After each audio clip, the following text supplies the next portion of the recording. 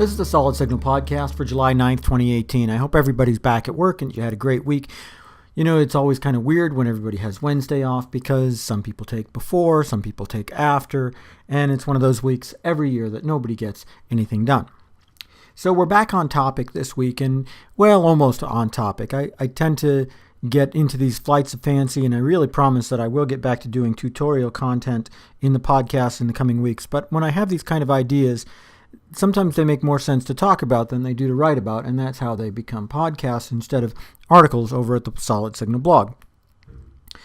You know, it seems to me that one of the real questions of the 21st century, and maybe not necessarily the most important one in the world, is it possible to actually have good TV and movies that take place in the present? And putting it a different way, is it a total cop-out just to set your TV and movie script back in the 20th century? Let me explain what I mean.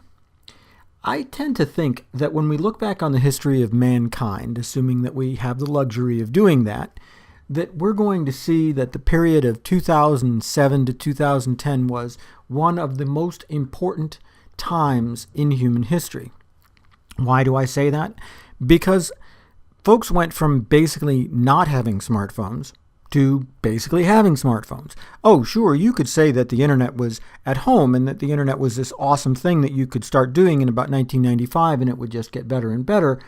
But the real promise of the internet wasn't just knowing everything. It was knowing everything everywhere, and smartphones made that possible.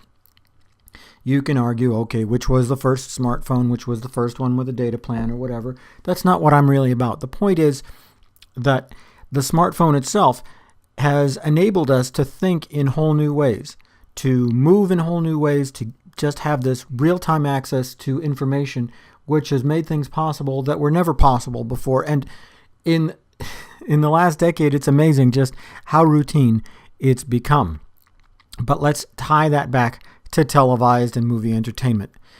When you think back on the TV shows of your youth, almost all of them really don't make sense in the smartphone era. Situation comedies where people miss each other at the airport. A group of 6 friends hanging out at a coffee shop because they all wanted to be in the same room together.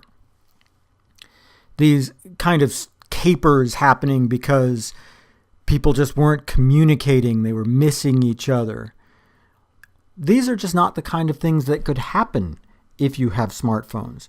Or think about the kind of plot where something happens and nobody believes you or it's not documented. Again, this would not happen with smartphones. If something happens on the street of a sufficient length, somebody's going to be recording it. Somebody's going to be putting it on YouTube.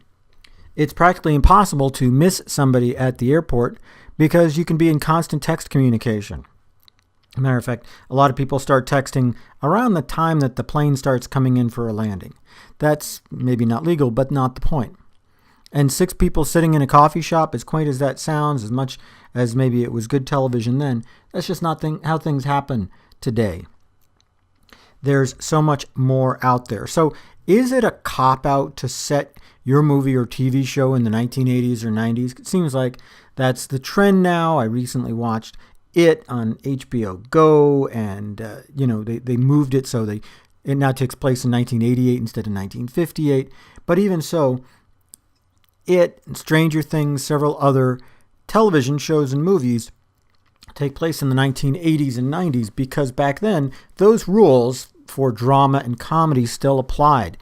We have no idea, it seems like, how to write good television that takes place today. And maybe that's why, in my opinion, there's television out there that isn't that good, that we have this huge amount of great content, great dramatic content, but even so, it's hard to write good comedy and good drama when, honestly, the reality of life is spending a lot of time just staring at that little glass box in your hand. You've got shows like Black Mirror that try to talk about the impact of technology on the future, but we haven't yet talked about the impact of technology on the present, it seems. Now, side note, television and movies have always shown us a part of ourselves, a version of ourselves that's better than the real version. Television stars are often better looking, and they're richer, and they have better jobs. So, okay, it's fair to say that television performers and characters would not just sit there on their phones all the time. It's not terribly entertaining television, and I understand the conceit of not having them do that. But I have noticed that watching sitcoms especially, there's still a lot of not understanding how smartphones and how tablets fit into real comedy and drama, because how much do you use it? And there's a whole genre. You can find this stuff on the internet, ironically on your phone, where if you look for TV shows and movies that would have stopped in the first 5 minutes if somebody had just texted somebody else. And I'm sad to say that hasn't really changed. I was watching a show last night, as a matter of fact. It claims to take place in the 21st century, and yet, number one, the main character worked at a newspaper. Number two, there was an unsolved crime that apparently took place in broad daylight, and nobody recorded it. It was not on any security footage, and nobody had any sort of phone footage of it. The crime in question took place in a small town where apparently no information got out, and they didn't want anybody to know anything about stuff. And that was okay because apparently nobody posted any information. Nobody had a Kickstarter or a GoFundMe to try to find the person who was missing or the victims of the crime. To me, this sounds like just a script that was written 20 years ago and just kind of picked up and dusted off for today.